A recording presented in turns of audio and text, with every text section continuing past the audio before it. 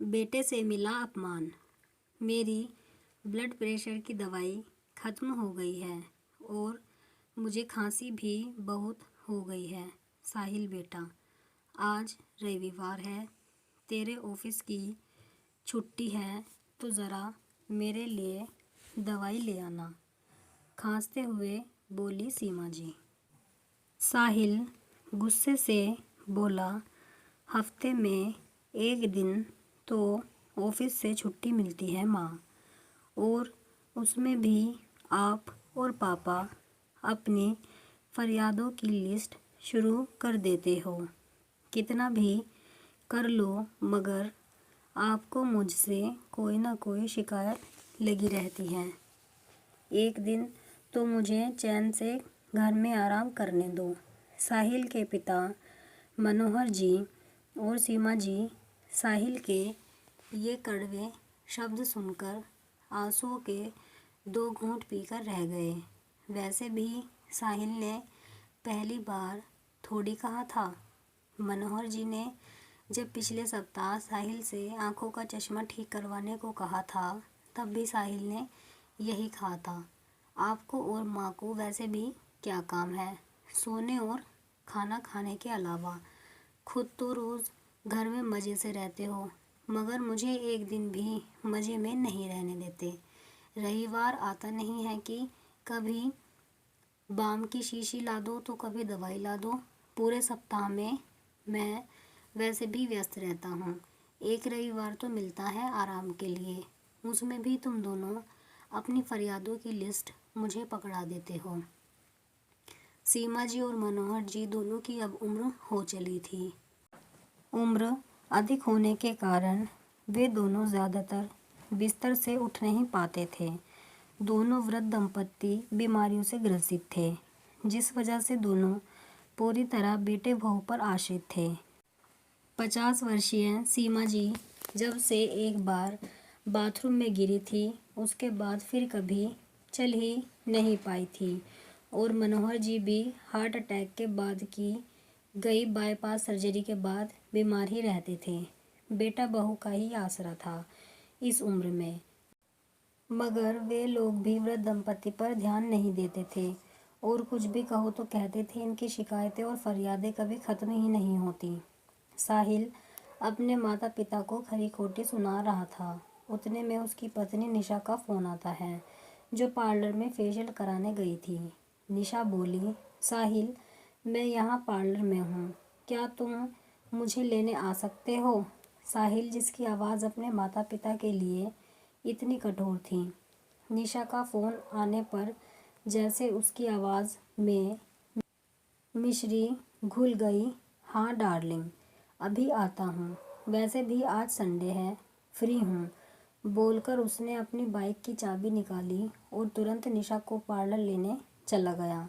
निशा और साहिल बाहर से आते वक्त अपने साथ खाने पीने का सामान भी ले आए, मगर किसी ने अपने माता पिता को खाना खाने भी नहीं पूछा। दोपहर के 3 बज चुके थे, मगर अब तक किसी ने मनोहर जी और सीमा जी को खाना नहीं दिया था। मनोहर जी से जब भूख बर्दाश्त नहीं हुई, वे लाठी का सहारा लेकर धीरे धीरे चलकर बाहर देखने गए तो साहिल, निशा और उनके बच्चे बाहर से लाया हुआ खाना खा रहे थे। वे समझ गए आज फिर उनकी बहू ने उनके लिए खाना नहीं बनाया है। साहिल मनोहर जी और निशा का इकलौता बेटा था।